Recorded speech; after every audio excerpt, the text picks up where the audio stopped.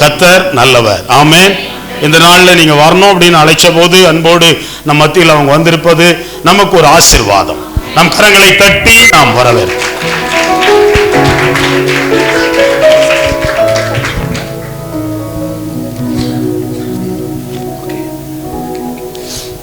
Happy new year. எனக்கு என் Bible ஒரு வசனம் இருக்குது, நீதிமானின் கூடாரத்துல என்ன சத்தமா, அதையே எவ்வளவு கம்பீரமா சொல்றீங்க பாருங்களேன். ஹாப்பி நியூ இயர் சொன்னா எவ்வளவு சந்தோஷமா சொல்லணும்ல. Happy new year. கர்த்தர் புதிய வருஷத்துல புதிய காரியங்களை நமக்கு அவர் செய்வாராக. எதிர்பார்ப்போடு கூட காத்திருப்போம். நிச்சயமாகவே அவர்கிட்ட வந்தவங்களை யாரும் ஒரு நாளும் வெறுமை அனுப்பினதே இல்லை. இந்த நாளிலும் கூட உங்களுக்கு முன்பாக நின்று ஊழியம் செய்ய எனக்கு ஆண்டவர் தந்த பெரிய ஸ்லாக்கியத்திற்காய் நான் ஆண்டவருக்கு நன்றி செலுத்துகிறேன். என் அன்போடு அழைத்த என் அன்பு சகோதரன் எட்வின் பிரதருக்காக நான் நன்றி சொல்றேன். ஞாபகம் கேட்டாங்க, இந்த தலையெல்லாம் மறக்க முடியாது. ஒவ்வொருத்தர் அடையாளம் வச்சுக்கிறதுக்கு ஒரு மேட்டர் இருக்கும் நமக்கு இல்ல. சத்தமா பேசுவாரே ஒருத்தர், அவர் தானே அப்படின்னுவோம்ல. மூக்கு நீளமா இருக்குமே ஒருத்தருக்கு, அவர் தானே. வாயை திறந்தா மூடவே மாட்டாரு ஒருத்தர், அவர் தானே. அந்த மாதிரி தலை இப்படி இருக்குன்னு அவர் தானே, பார்த்துருக்கிறோமே இல்லையா, மறக்க முடியுமா அதெல்லாம்? தேவன் நல்லவர் திரும்பவுமாய். எனக்கு நல்ல ஞாபகம் இருக்குது. போன முறை நான் இங்கே வரும்போது என்ன பிரசங்கம் பண்ண வரைக்கும் எனக்கு ஞாபகம் இருக்குது. 3 விதமான ஓட்டத்தை குறித்து நான் பேசினேன். கர்த்தர் நல்லவர். இந்த நாளிலும் கூட உங்களுக்கு முன்பாக மீண்டுமாய் நிற்க ஆண்டவர் தந்த கிருபைக்காக ஸ்தோத்திரம். ஒருத்தர் திரும்ப பிரசங்கம் பண்ண கூப்பிடுறாங்கன்னா 2 காரியத்துக்காக கூப்பிடுவாங்க. எதுக்கெல்லாம் தெரியுங்களா? ஒண்ணு, நீ நல்லா பிரசங்கம் பண்ணப்பா, எங்களுக்கு பிரயோஜனமா இருந்துச்சு, அதனால வா அப்படின்னு கூப்பிடுவாங்க. இன்னொன்னு, நீ முதல்ல சொன்ன எங்களுக்கு ஒண்ணுமே விளங்கல, உனக்கு இன்னொரு வாய்ப்பு தரோம், இன்னொரு தபால அப்படின்னு சொல்லுவாங்க. எங்க சகோதரர் என்ன எண்ணத்துல கூப்பிட்டாலும் கர்த்தர் இன்னைக்கு பேச போறாரு. அல்லேலூயா. ஒரே நிமிஷம் அப்படி கண்ண முடியுறோமா? ஒரே நிமிஷம் கண்ண முடியும். ஆண்டவரே, என் கூட நீங்க பேசணும் ஆண்டவரே. உங்க சத்தத்தை தான் நான் கேட்கணும் ஆண்டவரே.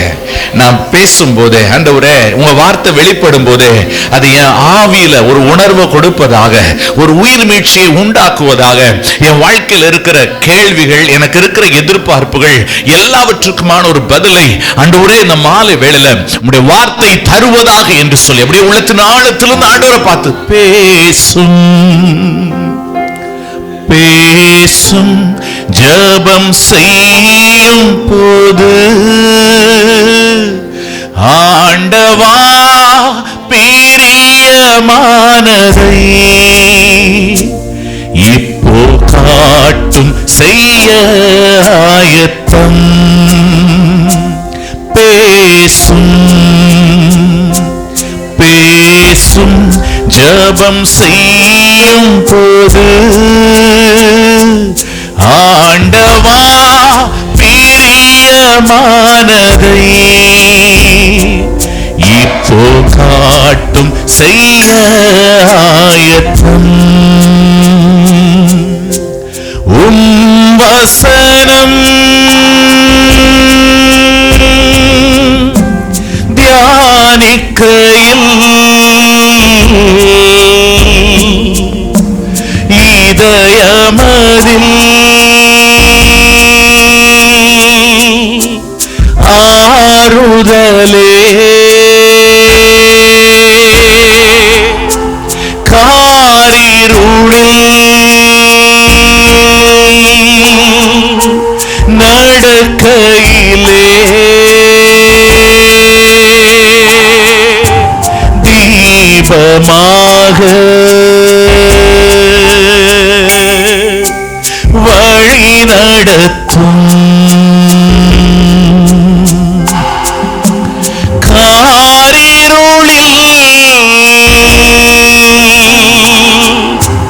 நடக்கையிலே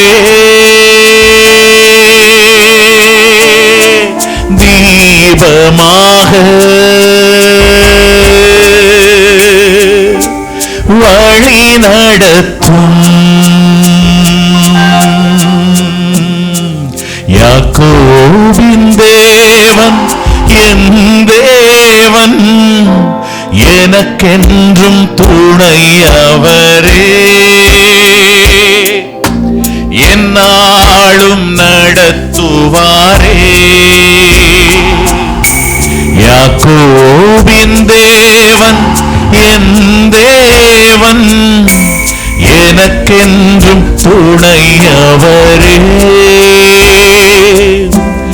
என்னாலும் நடத்துவார். உம்முடைய வார்த்தையின் வெளிச்சத்தில் பரிசுத்த ஆவியானவரே இந்த மாலை வேளையில எங்களை நடத்துவீராக, எங்களை நடத்துவீராக.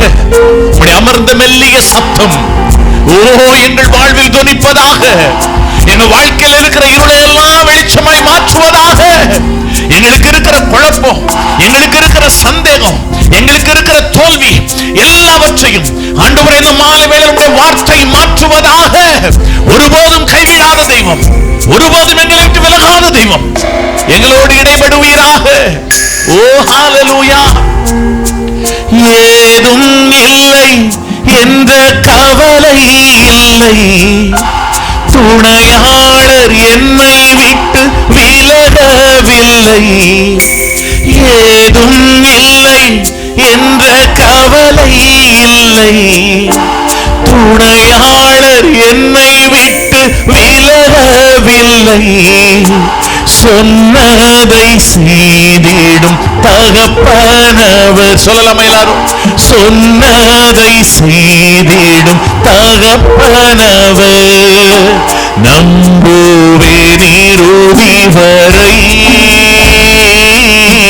நம்புவேன் இறுதி வரை. இயேசுவே நம்புவேன் இறுதி வரை, நம்புவேன் இறுதி வரை. யாக்கோபின் தேவன் என் தேவன், எனக்கென்றும் துணையவரே. என்னாலும் நடத்துவாரே. யாக்கோபின் தேவன் என் தேவன், எனக்கென்றும் துணையவரே. என்னாலும் நடத்துவாரே.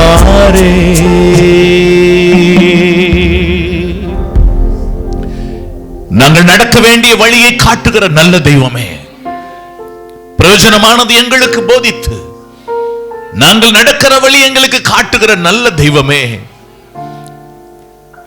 தாம் தெரிந்து கொண்ட ஜனத்துக்கு வனாந்தரத்தில் வழியை உண்டாக்க நீர் போதுமானவர். ஆண்டவரே, இந்த புதிய வருஷத்துல ஆண்டவரே, இந்த முதல் ஆசீர்வாத கூட்டத்தில் உம்மை தேடி நாங்கள் வந்திருக்கிறோம்.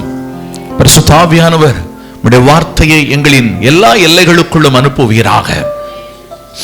எங்கெங்கும் உம்முடைய வார்த்தை பிரவேசிக்க வேண்டுமோ பிரவேசிப்பதாக, பிரவாகிப்பதாக.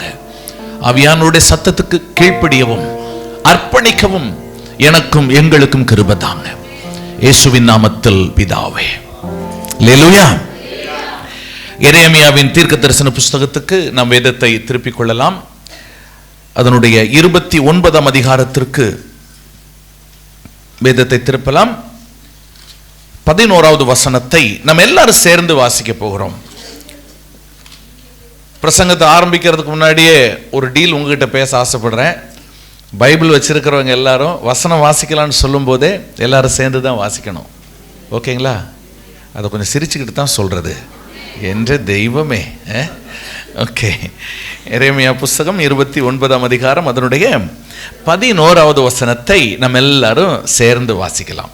வாசிக்கலாமா? வாசிங்க. நீங்கள் எதிர்பார்த்திருக்கும் முடிவை உங்களுக்கு கொடுக்கும்படிக்கு நான் உங்கள் பேரில் நினைத்திருக்கிற நினைவுகளை அறிவேன் என்று கர்த்தர் சொல்லுகிறார்.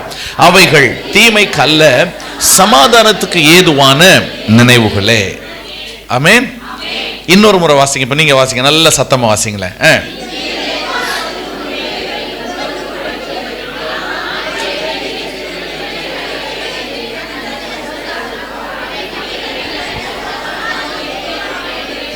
சமாதானத்துக்கு ஏதுவான நினைவுகளே.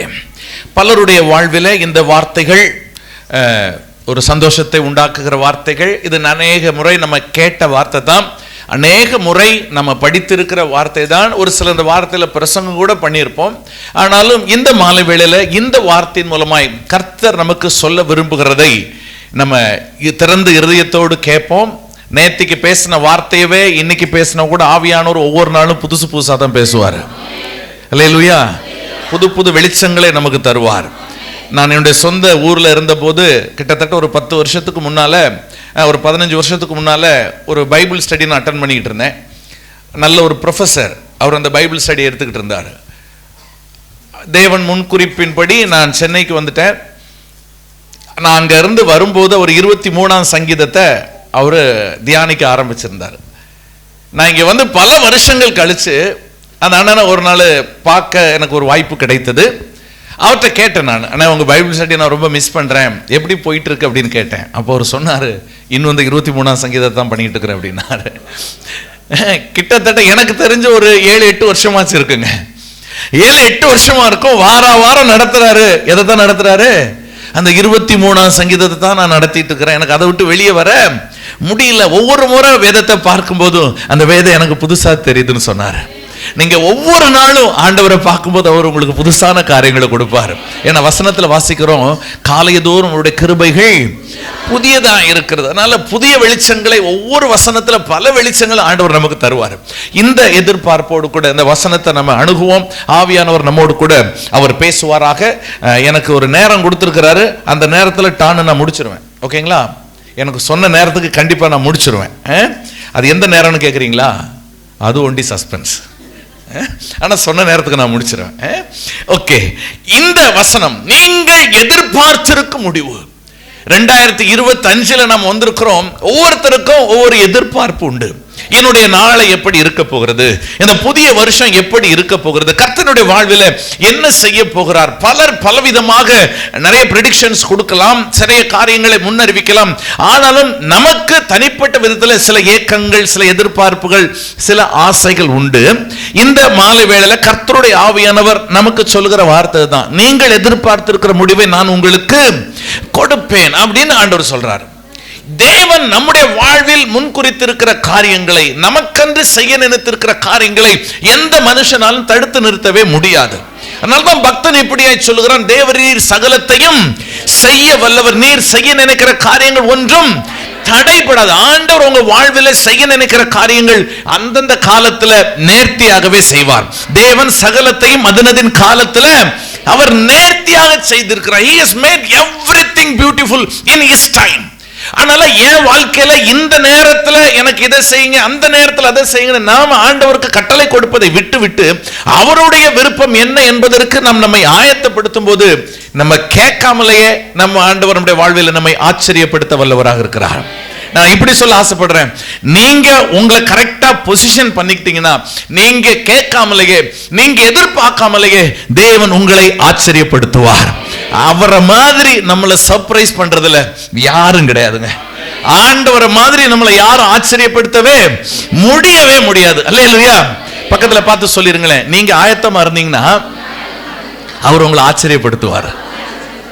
அல்லேலூயா, அல்லேலூயா.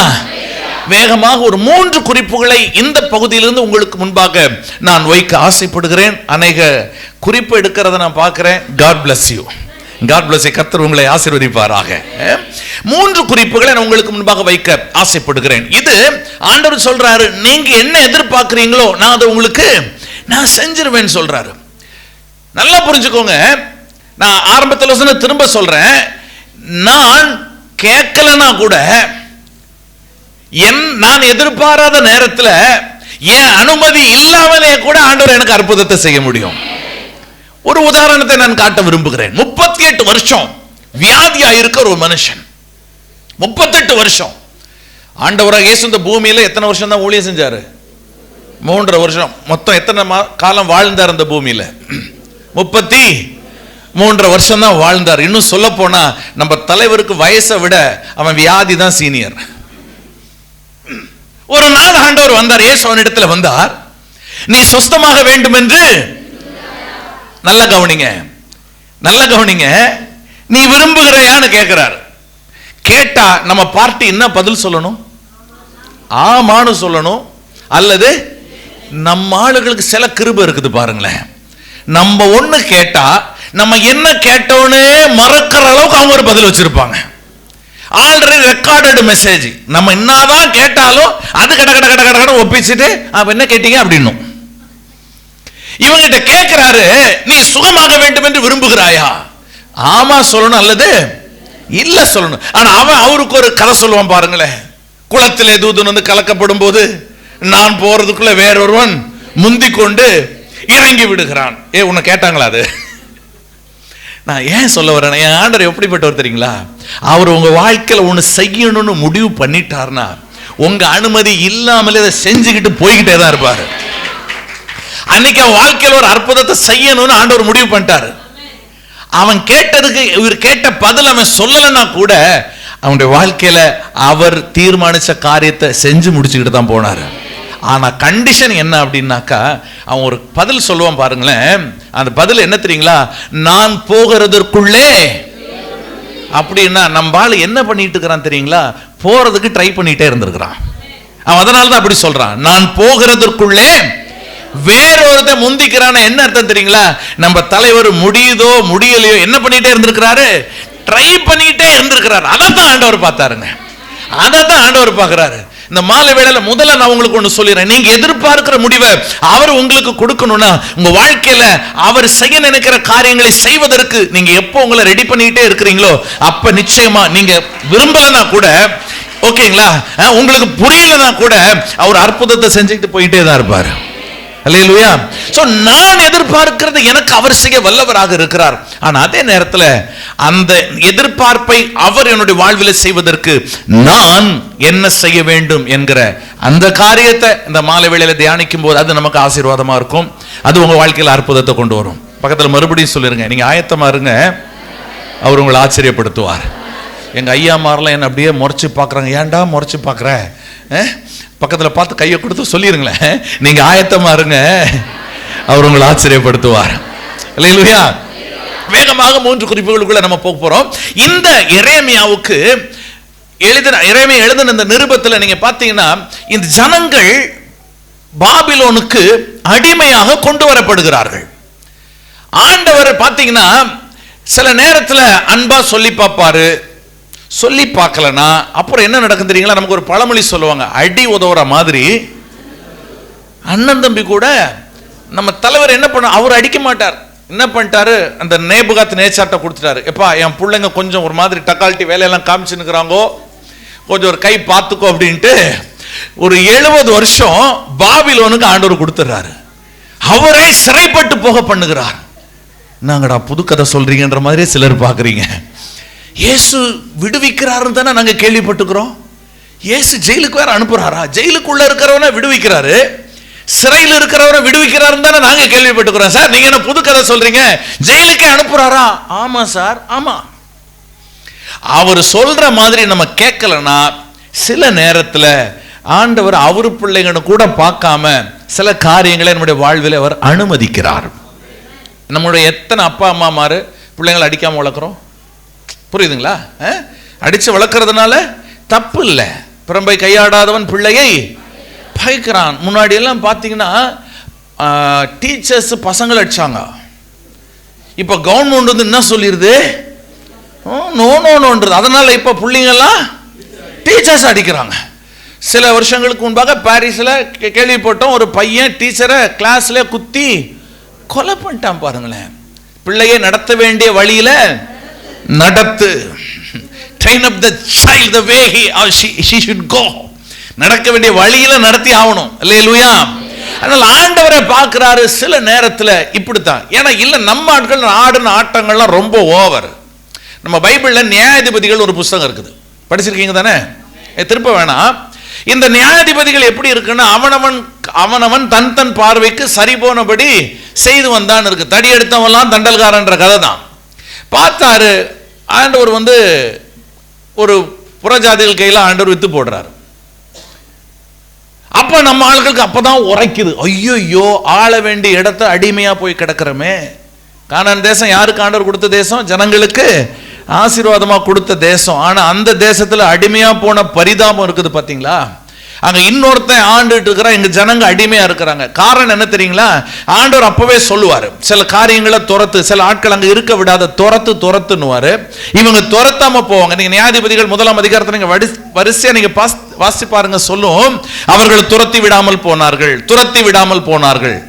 ஆண்டவர் வெட்ட சொல்ல வேண்டிய ஆட்களை வெட்டி விடணும். ஆண்டவர் விலக்க சொல்ற ஆட்களை விலக்கி விடணும். ஆண்டவர் விலக்க சொல்கிற சில சுபாவங்களை வாழ்க்கையில இருந்து விலக்கி போடணும். அப்படி விலக்கலைன்னா அந்த சுபாவமே உங்களையும் என்னையும் அடிமையாக்கி போட்டுரும். Be careful. இந்த கானான் தேசத்துல இதுதான் நடக்குது. ஒரு சின்ன முகவரை நான் சொல்லிடுறேன். ஜனங்கள் ஆள வேண்டிய இடத்துல அவங்க அடிமையா போயிட்டாங்க. ஒரு சில வசனங்களை நாம் வேகமாக நாம் வாசிக்கலாம். நியாயாதிபதிகளின் புஸ்தகம் 1ஆம் அதிகாரம் அதனுடைய 21வது வசனத்தை வாசிப்பதற்கு முன்பாக இன்னொரு வசனம் வாசிங்க. யாத்ராகமம் 23ஆம் அதிகாரம். இங்க இருக்கிற சிலருக்கு ஆவியானவர் பேசிக் கொண்டிருக்கிறார். நான் இது ஆக்சுவலா பேசணும்னு தோணல, வரல. ஆனா என் உள்ளத்தில் ஆண்டவர் போட்ட பாரத்தை உங்களோடு கூட நான் பேசிக் கொண்டிருக்கிறேன். யாத்ராகமம் 23ஆம் அதிகாரம் அதனுடைய 31 இருந்து 33 வரைக்கும் வாசிங்க. எல்லாரும் சேர்ந்து தான் வாசிக்கணும். ஹலோ, டீல் ஞாபகம் இருக்குங்களா? ஞாபகம் இருக்கா? எல்லாம் சேர்ந்து வாசிக்கலாம். யாத்ராகமம் 23 31 இருந்து 33 வரைக்கும்.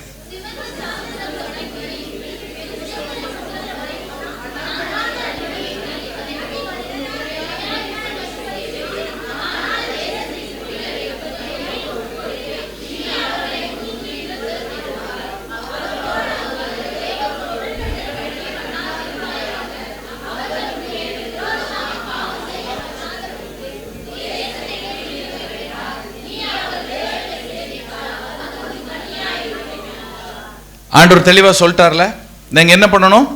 துரத்தி விடணும் சொல்லிட்டாரு. இன்னும் 2-3 அக்கேஷன் இருக்குது, அதெல்லாம் வாசிக்க நேரம் இல்ல. ஆனா இப்ப மறுபடியும் நியாயாதிபதிகளுக்கு வந்துருங்க. 1ஆம் அதிகாரம் அதனுடைய 21வது வசனத்தை வாசிக்கலாமா?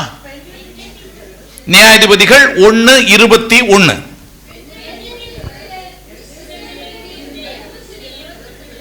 எபூசியரை துரத்தி விடவில்லை. அப்படியே 27வது வசனத்தின் கடைசி ஒரு 4 வரியிலிருந்து வாசிங்களேன். இப்ளேயாம் பட்டணத்தாரையும் அதற்கு அடுத்த ஊர்களின் மனுஷரையும் துரத்தி விடவில்லை. 28வது வசனம் வாசிங்க. 29வது வசனம் வாசிங்க.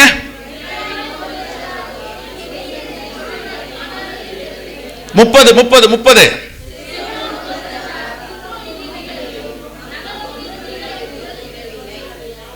துரத்தி விடவில்லை. 31 கடைசி எல்பா ஆபிக் ரேகோ பட்டணங்களின் குடிகளை.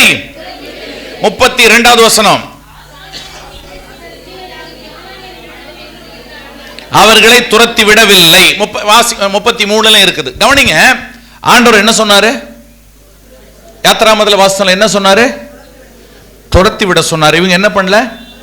இந்த மாலை வேளையில முதல்ல நான் உங்களுக்கு சொல்றேன், இந்த வருஷத்துல உங்க வாழ்க்கையில் அற்புதம் வேணும்னா, தேவன் எதிர்பார்த்த கிரியை உங்க வாழ்க்கையில நடக்கணும்னா, அவர் உங்களிலிருந்து விலக்க சொல்லுகிறவைகளை தயவா விலக்கி விட்டுருங்க.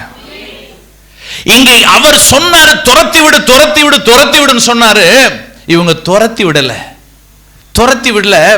சில கேரக்டர், சில சுபாவம் நமக்கு கொஞ்சம் வசதியா இருக்கும், நமக்கு சில இன்பங்கள் அதுல இருக்குன்றதுனால அவங்களுக்கு கப்பம் கட்டுறாங்க, சில வசதி கிடைக்குதுன்றதுனால இவங்க விட்டு வச்சாங்க. இவங்க எதை விட்டு வச்சாங்களோ அதுதான் இவங்களுக்கு கடைசி ஆபத்தா மாறிடுச்சு. பரிதாபம் என்ன தெரியுங்களா? எங்க ஆளணுமோ அங்க அந்த ஜனங்க எப்படி போயிட்டாங்க தெரியுங்களா? அடிமையா போயிட்டாங்க. நான் திரும்ப அந்த மாலை வேளை அதை சொல்றதுக்கு I am sorry to say this, but ஆண்டவர் உங்க வாழ்க்கையில விலக்க வேண்டிய நபர்களாகட்டும், விலக்க வேண்டிய காரியங்களாகட்டும், விலக்கலனா அதுதான் உங்க அற்புதத்துக்கு தடை, அதுதான் உங்க ஆசீர்வாதத்துக்கு தடை. இந்த மாலை வேளை அந்த வெளிச்சம் முதலாவது நமக்கு வருவதாக. சோ இதுதான் நியாயாதிபதிகளுடைய அந்த ஆரம்பம். இப்ப ஜனங்கள் அங்க அடிமையா போயிட்டாங்க. இப்ப ஆண்டவர் நீங்க திரும்ப பாத்தீங்கன்னா அந்த நியாயாதிபதிகளின் புஸ்தகத்துல அந்த ஒரு ஒத்னியேல் அப்படின்ற ஒரு நியாயாதிபதியை ஆண்டவர் அவர்களுக்கு அனுப்புகிறார். இப்ப கவனிங்க, இன்னொரு வசனம் வாசிங்க. 3ஆம் அதிகாரம் அதன் 8வது வசனத்தை வாசிங்க. 7-8 வாசிக்கலாம். எப்படின்றது அதுக்கு முன்னால நீங்க வாசித்து பாருங்க. இப்படி இஸ்ரவேல் புத்திரர்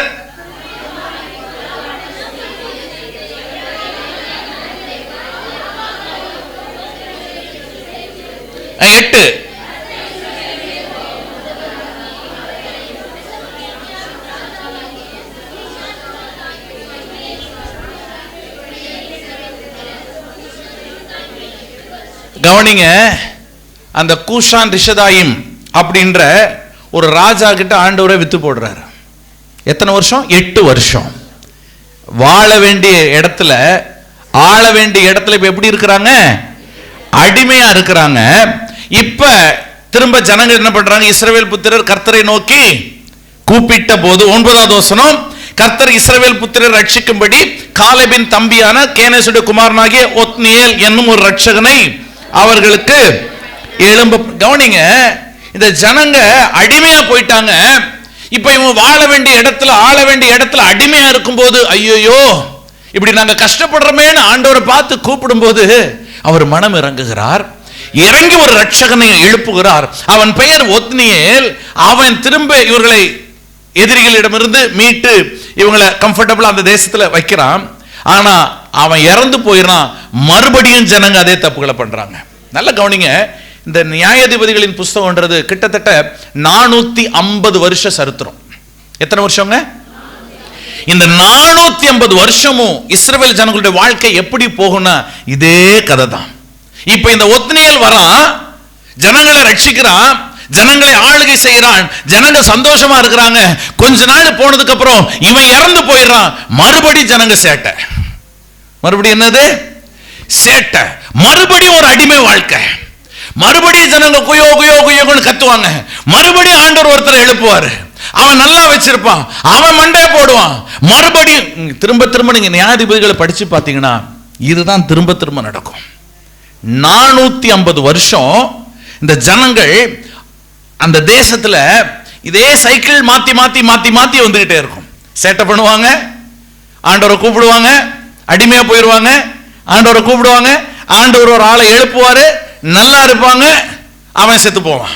மறுபடியும் சேட்டை, அடிமை, குயோ குயோன்னு கத்த வேண்டியது, மறுபடியும் ஆண்டவரை எழுப்புவாரு. நீங்க ஃபுல்லா அந்த நியாயாதிபதிகள் புஸ்தகம் பூரா இப்படித்தான் இருக்கு. நான் திரும்ப சொல்றேன், ஆண்டவர் உங்க வாழ்க்கையில விளக்க சொல்ல வேண்டிய சுபாவங்கள், விளக்க சொல்ல வேண்டிய நபர்களை நீங்க விளக்கலனா, எதை உங்களுக்கு ஆசீர்வாதத்துக்குன்னு வச்சிருந்தாரோ அந்த ஆசீர்வாதத்தை அனுபவிக்க முடியாம பரிதாபத்துக்குள்ள போயிட போறீங்க. Be careful, be careful. ஆனால் இது முடிவு அல்ல. இப்படியே போய் போய் போய் போய் தான் கடைசி பாத்தீங்கன்னா நாள் ஆக 8 வருஷம் ஆகுது, அப்புறம் 12 வருஷம் ஆகும், 18 வருஷம் ஆகும், 20 வருஷம் ஆகும், 40 வருஷம் ஆகும். கிதியோன் என்கிற நியாயாதிபதி வரும்போதெல்லாம் 40 வருஷம் அடிமைத்தனத்தின் வாழ்க்கை. எங்க தெரியுங்களா? வாழ வேண்டிய இடத்துல, ஆள வேண்டிய இடத்துல. இந்த மாலை வேளை கர்த்தருடைய ஆவியானவர் உங்களோடு பேசிக் கொண்டிருக்கிறார். உங்க வாழ்க்கையில் அற்புதம் வேணும்னா, உங்க வாழ்க்கையில் ஆச்சரியம் வேணும்னா, ஆண்டவர் விளக்க சொல்ல வேண்டியவர்களை விளக்குகிற கிருபையை தேவன் உங்களுக்கு தருவாராக. உடன்படிக்கை பெட்டி பாளையத்துக்கு வரும்போது இஸ்ரவேல் புத்திரர் பூமி அதிரத்தக்கதாக பயங்கரமான ஒரு ஆரவார சத்தம், ஆர்ப்பரிப்பு. ஆனால் நடந்தது என்ன தெரியுமா? கர்த்தருடைய உடன்படிக்கை பெட்டி பிடிபட்டு போயிட்டு ஜனங்கள் முறிந்தோடி போனார்கள். நேரா சாமுவேல்கிட்ட வராங்க. சாமுவேல் சொல்றாரு, மேட்ரே இல்லப்பா, நீ விளக்க வேண்டியதை விளக்கு, நீ விளக்க வேண்டியதை விளக்கு, உன் இருதயத்தை நேராக்கு, உன் தேவனாகிய கர்த்தருக்கே ஆராதனை செய், நடக்கிறத பாரு அப்படின்னுவாரு. இப்ப ஆர்ப்பாட்டம் இல்ல, இப்ப ஆரவாரம் இல்ல. ஜனங்கள் இருதயத்தை நேராக்கினார்கள், விளக்க வேண்டியதை விளக்கினார்கள். ஒரு கத்தியின்றி, ஒரு ரத்தமின்றி கர்த்தரே அவர்களுக்காக யுத்தம் செய்தார். அவர்கள் வெற்றியை சுதந்தரித்தார்கள். இந்த மாலை வேளையில நான் உங்களுக்கு சொல்ல ஆசைப்படுறேன், ஆண்டவர் விளக்க சொல்றத நீங்க விளக்கிட்டீங்கனாலே போதும், உங்க வாழ்க்கைக்கான ஆசீர்வாதத்தின் வாசல் திறக்க ஆரம்பிக்கிறது. இப்படிப்பட்ட ஒரு அனுபவத்தை தான், அதனுடைய நீட்சியாக, அதனுடைய தொடர்ச்சியாகத்தான் இப்ப நம்ம எரேமியாவுக்கு வரோம். அப்ப நீ இப்பதான் பிரசங்கத்தை ஆரம்பிக்கிறியா? இப்பதான் ஆரம்பிக்கிறேன். இது என்னவாய் முடியுமோ? சொன்ன நேரத்துக்கு டான்னு முடிச்சிருவேன். ஆனா அந்த நேரம் சஸ்பென்ஸ். ஓகே, இப்போ வந்துருங்க. ஒரு உதாரணத்துக்கு தான் இதை காட்டினேன். ஆண்டவர் விளக்க சொன்னதை விளக்கலைன்னா, நான் சொல்றேன், நம்ம விடுதலையா வாழ வேண்டிய இடத்துல கூட நம்ம தோல்வியோடு கூட தான் இருப்போம். ஆண்டவர் அந்த இடத்துல நமக்கு ஒரு வெளிச்சத்தை அவர் தருவாராக. ஆனால் அந்த புதிய வருஷத்துல கர்த்தர் உங்களுக்காக வைத்திருக்கிற புதிய மேன்மைகளை நீங்கள் காண ஆண்டவர் இந்த மாலை வேளையில் உங்கள் கண்களை திறப்பாராக. இப்ப இப்படித்தான். அதை எதுக்கு தான் சொல்ல வந்தேன்னா, ஆண்டவர் கூட அடிப்பாரா, ஆண்டவர் கூட விட்டுருவாரா? ஆமா, சில நேரத்தில் விட்டுருவாரு தான். அதுக்கு தான் இந்த உதாரணத்துக்கு இதெல்லாம் காமிச்சேன். இப்ப மறுபடி வந்துருக்கு 29ஆம் அதிகாரத்துக்கு நம்ம வந்துடலாம், எரேமியாவுக்கு. இதுல அதனுடைய 3 காரியங்கள் நான் சொன்னேன். இப்ப மறுபடியும் வாசிக்கலாம். அதனுடைய 3வது இல்ல 4வது வசனத்தை வாசிங்க. எரேமியா 29:4 வாசிங்க.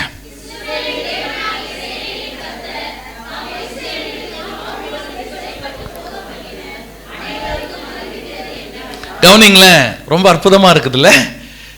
சேனைகளின் தேவனாகிய கர்த்தர் தாம் எருசலேமிலிருந்து பாபிலோனுக்கு சிறைப்பட்டு போக பண்ணினார். வித்தியாசமா இருக்குல்ல. அவரே ஜெயிலுக்கு அனுப்புறாராம். ஆனா அனுப்புனா கூட ஆண்டவர் என்ன பண்ணார் தெரியுங்களா? அனைவருக்கும் அறிவிக்கிறது என்னவென்றால், அதாவது சில நேரத்தில் நம்ம பிள்ளைங்களை அவங்க செஞ்ச தப்புக்கு சும்மா 4 தட்டு தட்டிடுவோம். ஆனா தட்டினா கூட அவன் நினப்பு எங்க தெரியுங்களா இருக்கும்? எங்க இருக்கும்? பிள்ளை மேலதான் இருக்கும். நான் ஒரு முறை என் பொண்ணு சின்ன பொண்ணா இருக்கும்போது ஒரு சின்ன இந்த தென்னங்குச்சி இருக்குல்ல, அதை வச்சு அடிச்சேன் நான். அது வீல்னு அழுவுது, அது அந்த பக்கம் அழுது நிற்குது. நான் அந்த பெட்ரூம்ல போய் உட்காந்து நான் அழுது நிற்கிறேன். நானும் என் ஒய்ஃபை கூப்பிட்டு அவளுக்கு ரொம்ப வலிக்குதா, ஏதாவது கால் வீங்கி இருக்குதா அப்படின்னு நான் கேட்டுட்டு இருக்கிறேன். எதுக்கு சொல்றேன்னா, பிள்ளைகளை கண்டிச்சா கூட அடிச்சா கூட நம்ம இருதயம் எங்க தான் இருக்கும்? பிள்ளை மேலதான் இருக்கும் இல்ல. அதுலயும் சில அப்பா அம்மாரெல்லாம் போட்டுட்டு 4 வீங்கிடுவாங்க, விட்டுட்டு அதுக்கப்புறம் அம்மாவுக்கு போய் டைரக்ஷன், அவனுக்கு அதை செய், இதை செய், இது வாங்கி கூட அது வாங்கி கொடுத்துட்டு இருப்பாங்க. பார்த்துருக்கீங்களா? அடிச்சாலும் கூட நம்ம நினைப்பெல்லாம் எங்க தான் இருக்கு? பிள்ளைங்க மேலதான் இருக்கு. சிறையிருப்புக்கு அனுப்பிட்டா கூட ஆண்டோட இருதயம் எங்க தெரியுங்களா இருக்குது? அவங்க பிள்ளைங்க மேலதான் இருக்குது. இப்படிப்பட்ட ஒரு நல்ல தெய்வம் நமக்கு. அல்லேலூயா. நம்முடைய நினைவாகவே இருக்கிறவர், ஒருபோது நம்மை மறவாத தெய்வம் அவர். அல்லேலூயா. எத்தனை சூழல் இருந்தாலும் அவர் நம் நினைவாகவே இருக்கிறார். அதான் ஃபாதர் பாடுற, உன் நினைவாய் அவர் இருக்கிறார் இல்ல, உன்னை உள்ளங்கையில வரைஞ்சு வச்சிருக்கிறேன்னு சொன்னார் ஆண்டவர். அல்லேலூயா. அப்ப இப்ப பாபிலோனுக்கு அமிச்சாச்சு. ஆனாலும் கூட அவங்க பாபிலோன்ல அடிமையா தான் இருக்கிறாங்க. ஆனால் என் ஜனங்களை நான் மறக்கல, நான் உங்களுக்கு ஒரு செய்தி சொல்ல விரும்புகிறேன் என்று சொல்லி எரேமியா மூலமாக இந்த கடிதத்தை ஆண்டவர் எழுதி அனுப்புகிறார். இதுல தான் ஒரு 3 குறிப்புகளை உங்களுக்கு முன்பாக நான் வைக்க விரும்புகிறேன். இவ்வளவு நேரம் பேசினது ஒரு சின்ன அஸ்திபாரம், ஒரு சின்ன பேஸ். அதை நம்ம நீங்களும் நல்லா புரிஞ்சுக்கணும். ஏன் என் வாழ்க்கையில வெற்றி இல்லை, ஏன் என் வாழ்க்கையில ஒண்ணுமே மாறல, ஏன் வாழ்க்கையில எல்லாமே எதிராகவே நடந்துட்டு இருக்குதுன்னா, நீங்களும் நான் செக் பண்ண வேண்டிய அவசியம் உண்டு. நான் ஆண்டவர் விரும்புகிறத தான் செய்யறேனா, அவர் வேணான்னு சொல்றத நான் விட்டுறேனா, அவர் வேணும்னு சொல்றத நான் செய்யறேனா, இதெல்லாம் நம்ம செக் பண்றதுக்காகத்தான். பலருடைய வாழ்க்கையில ஏன் எல்லாமே எதிர்மாறாக நடக்கிறதுன்னா, அதற்கான பதில்களை ஆண்டவர் உங்களோடு கூட பேசிக் கொண்டிருக்கிறார். சவுல் என்கிற ஒரு ராஜாவை, இஸ்ரவேலின் முதல் ராஜாவை அபிஷேகம் பண்ணினார். ஆண்டவர் சொல்றாரு, இங்கப்பா உனக்கு ஒரு செட்டில் பண்ண வேண்டிய மேட்டர் ஒன்று வச்சிருக்கிறேன். என் ஜனங்கள்லாம் வரும்போது அந்த அமலேக்கு வழிமறிச்சான், அதை நான் இன்னும் மனசுல வச்சிருக்கிறேன். எத்தனை வருஷம் கழிச்சு ஆண்டவர் செட்டில் பண்றாரு தெரியுங்களா? கிட்டத்தட்ட 500 வருஷம் கழிச்சு. 500 வருஷம் கழிச்சு. இங்க திரும்ப நான் சொல்றேங்க, உங்களுக்கு விரோதமாக, தேவ ஜனங்களுக்கு விரோதமாக எவன் எழும்பினாலும் என் ஆண்டவர் கணக்கு வச்சு செட்டில் பண்ணுவார். நீங்க செட்டில் பண்ண நினைக்காதீங்க, விட்டுருங்க. நீங்க விட்டுருங்க. உனக்கு எதிராக உருவாக்கப்படும் எந்த ஆயுதமும் வாய்க்காதே. விட்டுருங்க. நீங்க ஆண்டவர் டீல் பண்ணுவார் சில விஷயங்களை. ஆனா கொஞ்சம் லேட் ஆகும், ஆனா பரவாயில்ல, இட்ஸ் ஓகே. அவர் டீல் பண்ணும்போது பக்காவா இருக்கும். ஆண்டவர் சவுலை கூப்பிட்டு சொல்றாரு, என் ஜனங்க வரும்போது இந்த அமலேக்கு போய் வழி மறிச்சான். அது எப்படி? அமலேக்கியர் வந்து யுத்தம் பண்ணினார்கள் இருக்கும். இஸ்ரவேல் ஜனங்கள் ரெஃபிதி மேலே பாளையம் இறங்கினார்கள். அமலேக்கியர் வந்து சில நேரங்களில் நம்ம அமைதியா இருப்போம், நமக்குன்னே வரும் பாருங்களேன். கேட்போம், ஏன்டா எங்களுக்குன்னே வருவீங்களேடான்னு கேட்போம் நம்ம. அப்படித்தான் இருக்குது. ஆனா திரும்ப சொல்றேன், அப்படியாக வரும்போதெல்லாம் நீங்க சைலண்டா தலைவர் கையில மேட்டரை விட்டுட்டு உங்க வேலையை நீங்க பார்த்துட்டே இருங்க. அவர் செய்ய வேண்டியது அவர் செய்வார். 500 வருஷம் கழிச்சு ராஜாவாக சவுல வந்ததுக்கு அப்புறம் ஆண்டவர் சொல்றாரு, சவுலே ஒரு மேட்ரு, எனக்கான மேட்ரு நீ தான் செட்டில் பண்ணணும், போ அந்த அமலேக்க ஒண்ணு இல்லாம காலி பண்ணுவார். நான் திரும்ப சொல்றேன், ஆண்டவர் செய்ய சொன்னதை செஞ்சு அவனு என்ன விலை கொடுத்தாலும் நீ அவனை போய் காலி பண்ணு. இறக்கம் இல்லாம எல்லாத்தையும் காலி பண்ணுனா இந்த சவுல் என்ன தெரியுமா பண்ணுவாரு? நலமானதெல்லாம் பிடிச்சி வச்சுப்பாரு. நலமானதெல்லாம் பிடிச்சி எடுத்து வச்சுட்டு ஆண்டவருக்கே கதை சொல்லுவார். கவனிங்க, ஆண்டவர் செய்ய சொன்னதை செய்யலைன்னா யாரா இருந்தாலும் சரி, அது முதல் ராஜான்னு தான் பேரு. சவுலை அவனுடைய ஸ்தானத்திலிருந்து சீட்டை கழிச்சு அனுப்பிச்சிட்டார் ஆண்டவர். நல்லா புரிஞ்சுக்கோங்க. நல்லா புரிஞ்சுக்கோங்க. சீட்டை கழிச்சு அவ்வளவுதான். சவுல் கிட்ட கடைசி வரைக்கும் ஆண்டவர் பேசவே இல்லை. ஒரு எச்சரிப்பின் சத்தமாக நமக்கு இருக்கட்டும். வருஷத்தின் துவக்கத்திலேயே சில தீர்மானங்களை நம்ம எடுத்துடணும். எது எது எனக்கு தேவையில்லை, யார் யார் எனக்கு, அது எவ்வளவு க்ளோஸா இருந்தாலுங்க.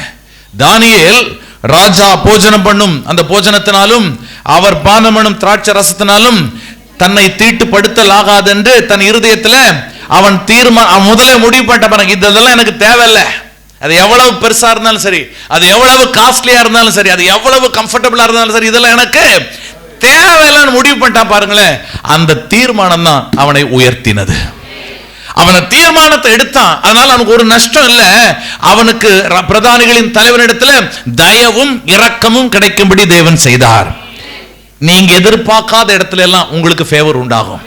இதெல்லாம் திறக்குமா அப்படின்ற இடத்துல எல்லாம் ஆண்டவர் உங்களுக்கான வழியை திறப்பாரு. உங்களுக்கு ஆண்டவர் ஆச்சரியத்தை செய்வார், அற்புதத்தை செய்வார். அப்ப நம்ம ஒரு தீர்மானம் எடுத்தோம், இது எனக்கு தேவையில்லை, இது வேணாம். அப்படி இல்ல விட்டு வச்சீங்கன்னா, நான் திரும்ப சொல்றேன், அந்த விட்டு வைக்கிறதே தான் ஜனங்களுக்கு ஆபத்தாக மாறுகிறது. அது ஒரு அடிமைத்தனத்துக்கு கொண்டு போகிறது. அவர்கள் இப்போது அடிமைகளாக பாபிலோனுக்கு 70 வருஷம் கொண்டு போகப்படுகிறார்கள். இப்போது ஆண்டவர் பார்க்கிறார், 70 வருஷம் என் ஜனம் அங்க அடிமைத்தனத்துல இருக்கணுமா? இட்ஸ் ஓகே, அப்பதான் சரியாவாங்க. ஆனா அங்க அடிமைத்தனத்துல இருந்தா கூட நான் அவர்களுக்கு சொல்ல வேண்டிய செய்தி ஒன்று உண்டு என்று தான் இந்த கடிதத்தை எழுதி அனுப்புகிறார். இப்போ வாசிக்கலாம். முதலாவது காரியம் 5வது வசனத்தை நாம் வாசிக்கலாம்.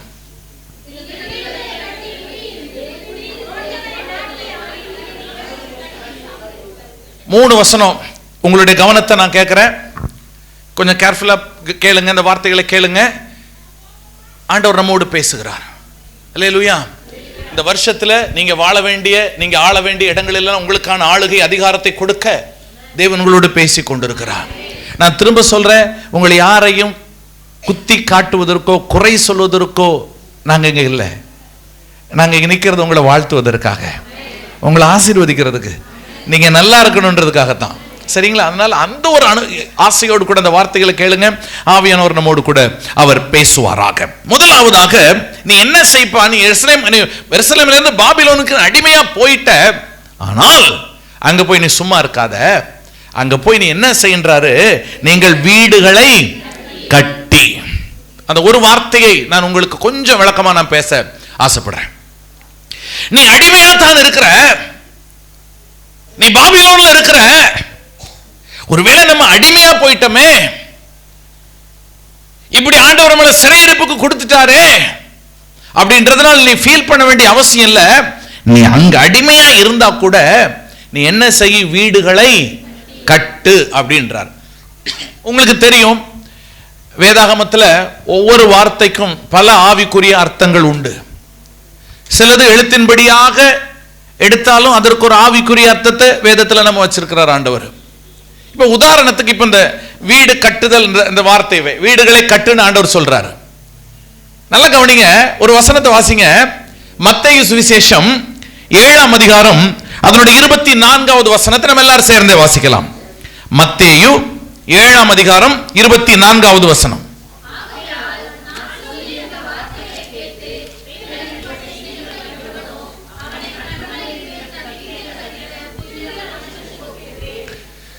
ஒரு டீல் ஒன்று பேசணுமே, எல்லாரும் வாசிக்கணும் அப்படின்ட்டு. பாதி பேர் தானே வாசிக்கிறீங்க, மறுபடியும் ஒரு முறை வாசிக்கல எல்லாரும் சேர்ந்து.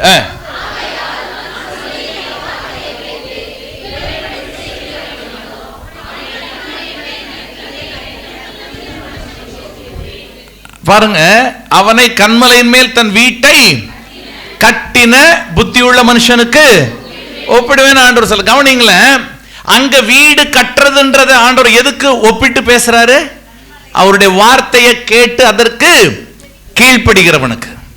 நான் சொல்லிய வார்த்தையை கேட்டு அதன்படி செய்கிறவன், என் வார்த்தையை கேட்கிறவன் யாரோ அவன் யாருன்னு சொல்றாரு? கன்மலையின் மேல் தன் வீட்டை கட்டுகிற மனுஷன். கவனிங்க, அப்ப கட்டுதல் என்ற வார்த்தைக்கு எழுத்தின்படியாக கட்டுறதையும் குறிக்குது. ஆண்டவராகிய இயேசுனுடைய வார்த்தையின்படி அவருடைய வார்த்தைக்கு செவி கொடுக்கிறதையும் குறிக்கிறது. புரியுதா உங்களுக்கு? இன்னொரு உதாரணத்தை சொல்லட்டும். இந்த ஆலயத்தை இடிச்சு போடுங்க, நான் அதை 3 நாளைக்குள்ள கட்டுவேன்னுவாரு. I will build this church in 3 days அப்படின்னுவாரு. 3 நாளைக்குள்ள நான் கட்டுறேன்னுவாரு. அவரோ தம்முடைய சரீரமாகிய ஆலயத்தை குறித்து பேசினார். அப்ப அங்க கட்டுறதுன்ற வார்த்தை எதுக்கு அர்த்தம் தெரியுங்களா? அந்த மறுரூபமாக்கப்பட்ட வாழ்க்கை, உயிர்த்தெழுகிற அனுபவத்தை குறிக்கிற வார்த்தை. எத்தனை பேருக்கு புரியுதுங்க நான் சொல்றது? கற்றதென்று எழுத்தின்படியாக கட்டுவதையும் குறிக்கும். அதே நேரத்தில் ஆவிக்குரிய விதத்தில் அவருடைய வார்த்தைக்கு கீழ்ப்படிவதை, மறுரூபமாக்கப்பட்ட வாழ்க்கையை.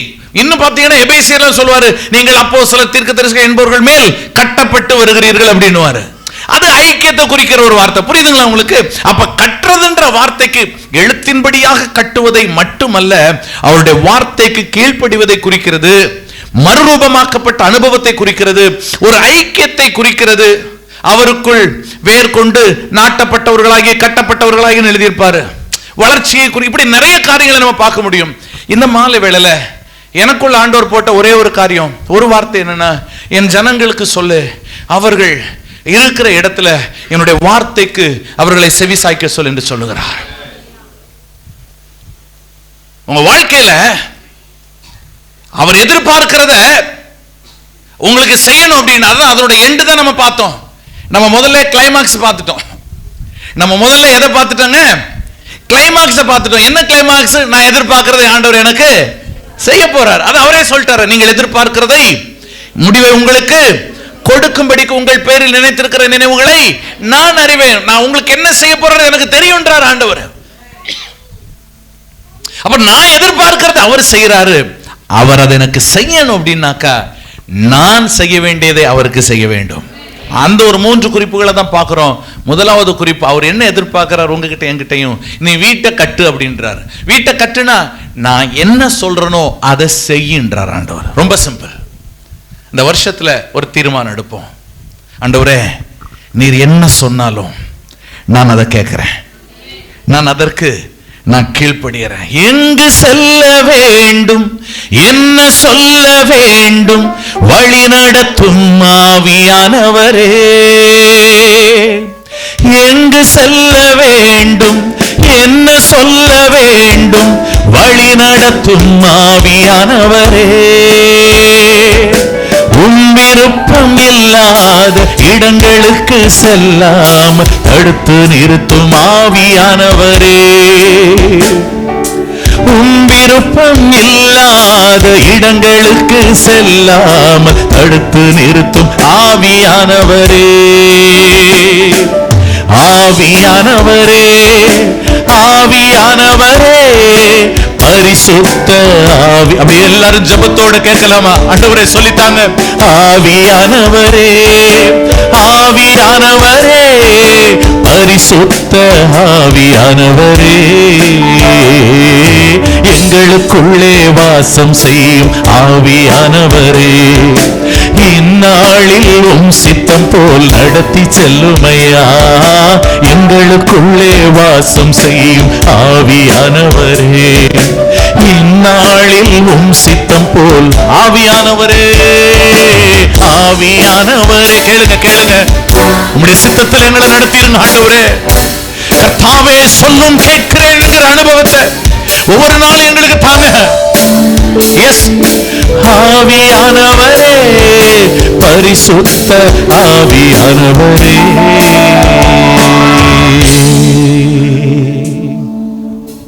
அப்ப கட்டுங்க அப்படின்றார். அப்ப கட்டுனா என்ன அர்த்தம்? நம்ம சும்மா இருக்கிறதுக்கு ஆண்டவர் நம்மளை கூப்பிடல.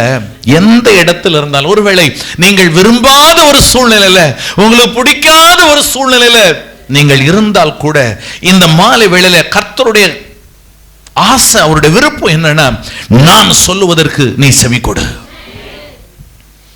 அவர் உங்களுக்கு என்ன சொல்லுகிறாரோ அதை செய்வதற்கு இந்த வருஷத்தின் ஆரம்பத்திலேயே சில தீர்மானங்களை எடுத்து விடுங்கள். நீங்க ஆயத்தமா இருங்க, அவர் உங்களை ஆச்சரியப்படுத்துவார். பல நேரங்களில் ஆண்டவர் நமக்கு சொல்லுகிற காரியங்கள் சில நேரத்தில் நம்மால் அதை ஏற்றுக்க முடியாததா இருக்கும். நம்முடைய அனுபவத்தில், நம்முடைய அறிவுல இது எப்படி ஆகுன்ற மாதிரி இருக்கும். நான் திரும்ப சொல்றேன், ஆவியானவர் நமக்குள்ள இருக்கிறபடினால அவரை துக்கப்படுத்துகிற காரியங்கள் நமக்கு வேண்டாம். மீட்கப்படும் நாளுக்கென்று முத்திரையாக பெற்ற பரிசுத்த ஆவியை ஒரு நாள் துக்கப்படுத்தாதீங்க. ஆவியானவர் நமக்குள்ள இருக்கிறாரு. அவர் என்ன விரும்புகிறாரோ, அவர் என்ன ஆசைப்படுறாரோ அதை செய்வதற்கு நம்ம அர்ப்பணிக்கணும். சில நேரத்தில் ஏடா கூடமா அவர் சொல்றது நமக்கு அப்படி இருக்கும். பேதுருவே, எஸ் சார், என்ன கிடைச்சது உனக்கு?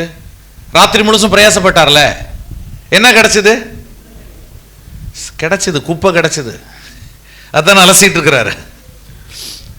எதிர்பார்த்தது ஒன்றும் கிடைக்கல. ராத்திரி முழுசும் பிரயாசப்பட்டோம், ஒன்றும் கிடைக்கல ஆண்டவர். அப்படியாப்பா, சரி ஓகே, கொஞ்சம் ஆழத்தில் போய் வலைய போடு. கவனிங்க, ராத்திரி முழுசும் ஒருத்தன் வலை வீசி மீன் பிடிச்சிட்டு ஒன்றும் இல்லாமல் காலையில் வரும்போது எப்படி வருவான் கொஞ்சம் யோசிச்சு பாருங்க. நம்ம ஒன்றும் பண்ணாமல் ஒரு மணி நேரம் முழிச்சிருந்தாலே பேய் மாதிரி தான் இருப்போம் காலையில். ஐயோ ஒன்றுமே முடியலப்பா அப்படின்னும் இல்லை. ராத்திரி முழுசும் கடல்ல அந்த காத்துல அந்த குளிர்ல எனர்ஜியை போட்டு ஒன்றும் கிடைக்காம ஏற்கனவே நொந்து நூலாகி போய் இருக்கிறாப்ல. இப்ப நம்ம ஆளு போய் அவர்கிட்ட சொல்றாரு, எங்க கொண்டு போயிடு வலைய, கொஞ்சம் ஆழத்துல போடு.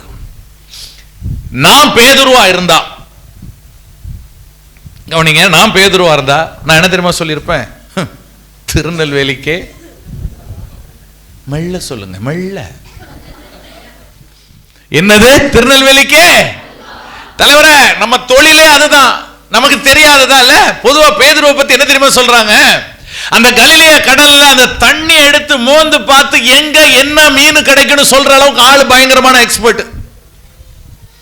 அவர் பிறந்து அவர் வளர்ந்த இடம் அந்த இடம், அவரு கோட்டை. இன்னும் சொல்ல போனா அந்த கடலை பத்தி அக்கு வேற ஆணி வேற அவருக்கு தெரியும். எங்க எந்த சீசன்ல என்ன மீன் கிடைக்குன்றதெல்லாம் பேதுருவுக்கு தெரியும். அந்த பேதுருவுக்கு தான் இப்ப ஒண்ணுமே கிடைக்கல. இப்ப ஆண்டவர் அவருக்கு போய் மீன் பிடிக்க சொல்லி கொடுக்கிறாரு. அதான் சொன்னேன், திருநெல்வேலிக்கே. சரி, உங்களை ஒண்ணு கேட்கிறேன், ஆண்டவராக இயேசு இந்த பூமியில இருந்த நாட்கள் அவர் என்ன தொழில் செஞ்சார்? தச்சு தொழில், அப்படிதானே? நான் ஆரம்பத்தில் சொன்னல, நான் பேதுருவா இருந்தா என்ன சொல்லியிருப்பேன்னா, தலைவரே நீங்க இந்த டேபிள் செய்யுங்க, நீங்க இந்த ஸ்டூல் செய்யுங்க, இந்த மரத்தை வச்சு என் சேர் செய்யுங்க, இந்த மரத்தை வச்சு என் போட்டு கூட செய்யுங்க.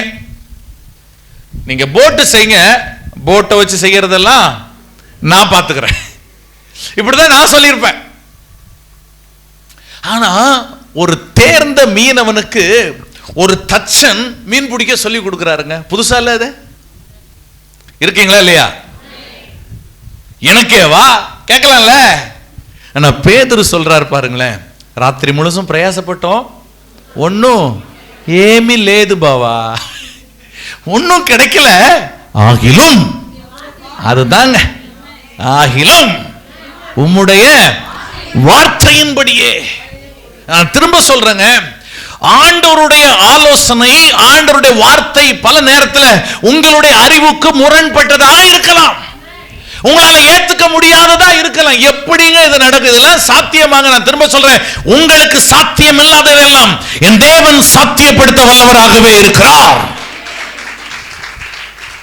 உங்களுக்கு குறிச்சதை நிறைவேற்றவர் வல்லவராக இருக்கிறார். அல்லேலூயா. அதே கடல், அதே இடம், அதே வலை, அதே போட்டு, ஆனா இயேசு மட்டும் மீன் எங்க இருக்குன்றத பார்த்துட்டார். அல்லேலூயா, அல்லேலூயா.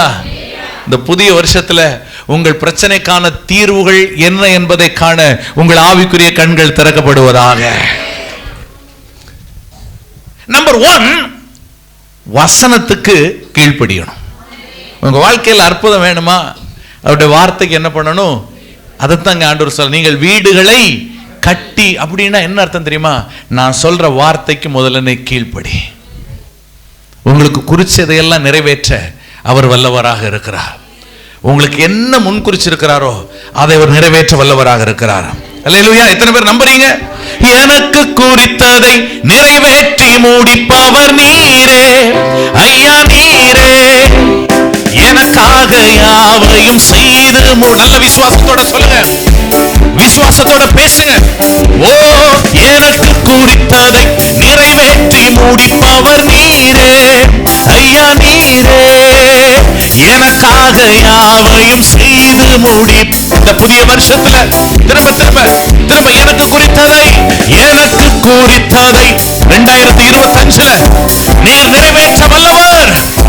இந்த 2025 எஸ்,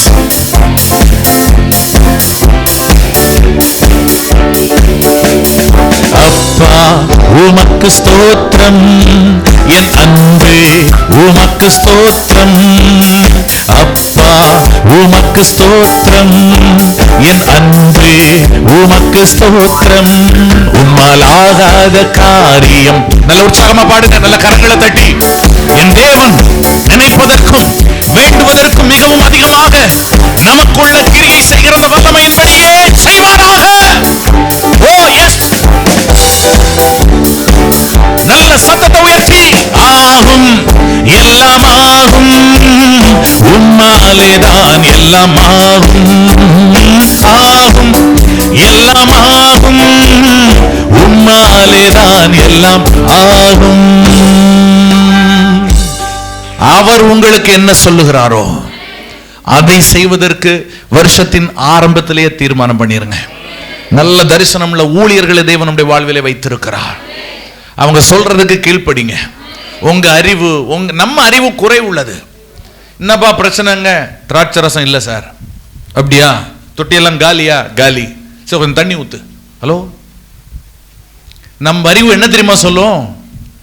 ஏற்கனவே காலி. இதுல கொண்டு போய் தண்ணி விட்டா என்ன ஆகும்?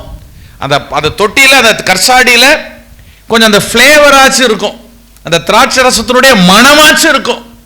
இப்ப தண்ணியை கொண்டு விட்டா நம்ம அறிவு சொல்லும், இல்ல அவ்வளவு இருக்கிற அந்த கொஞ்சோண்டு வீட்டுல சாம்பார் காலி ஆயிடுச்சுன்னா கடைசி கொஞ்சம் தண்ணி விட்டு அந்த பிளேவராச்சும் இருக்கும். மொத்தத்துல தண்ணி ஊத்துனா ஒண்ணுமே. இந்த கச்சாடியில மொத்தமா கொண்டு வந்து ஊத்தியாச்சு. நம்ம அறிவு சொல்லும் இது வேலைக்கே ஆவாதே.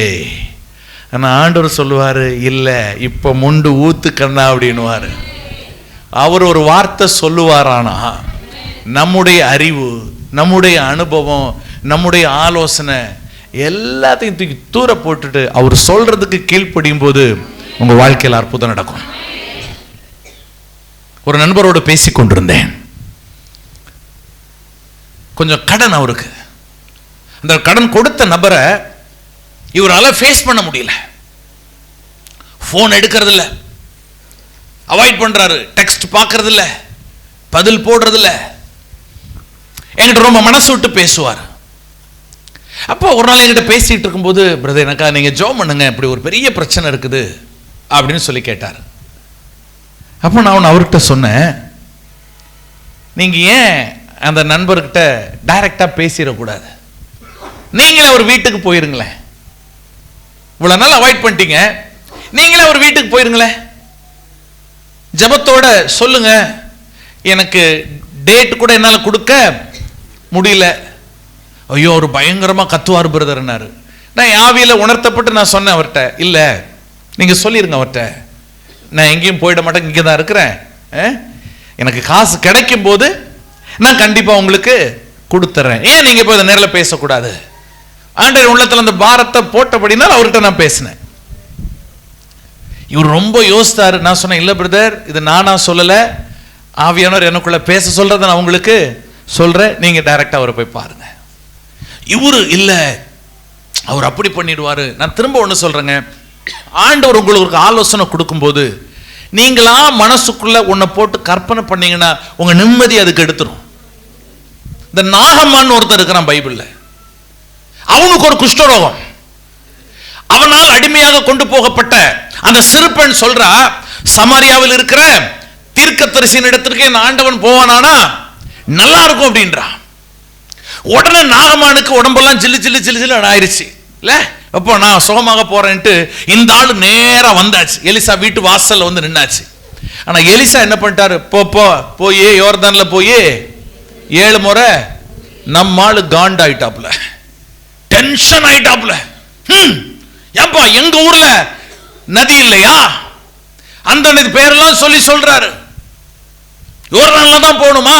நான் என்ன நினைச்சிட்டு வந்தேன், நான் வந்து வாசல்ல வந்து நின்னாக்கா அந்த ஆள் வெளியே வருவான், வந்து என்ன தொட்டு வந்து என் மேல ஜோம் பண்ணுவான், எனக்கு சரியாயிரும் நான் நினைச்சா அவன் வீட்டுக்குள்ள இருந்து என் மூஞ்சில கூட முழிக்க விருப்பம் இல்லாம, திரும்ப சொல்றேன், நினப்பு தான் நல்லா தான் சொல்றது, பொழப்ப கெடுக்கும். இவரு பயங்கரமான மைண்ட் செட்ல தான் போறாரு. இவரு இல்ல, ஆண்டவர்கிட்ட போகும்போது உங்க மைண்ட் செட்டு, உங்க யோசனை எல்லாத்தையும் கழட்டி வச்சுக்கிட்டு எம்டியா தான் போகணும். நான் சொன்ன இந்த நண்பர்கிட்ட, பிரதர் நீங்க போயிருங்க, இல்ல இல்ல அவருடைய மைண்ட் செட்டு வேற, இல்ல இல்ல போனா இது வரைக்கும் நான் போன் எடுக்கல பார்க்கல எல்லாம் கத்துவார, பரவாயில்லங்க வாங்கிக்கங்க போங்க அப்படின்னு. கர்த்தருக்கு மகிமை உண்டாகட்டும். இவர் நேரா வீட்டுக்கு போயிட்டாரு. அவர் வீட்டுக்கு, நமக்கு தமிழர் ஒரு பண்பாடு இல்லை, வீட்டுக்கு யார் வந்தாலும் எதிரியா இருந்தா கூட இல்ல, அது நமக்கு நம்ம பண்பாடு அது.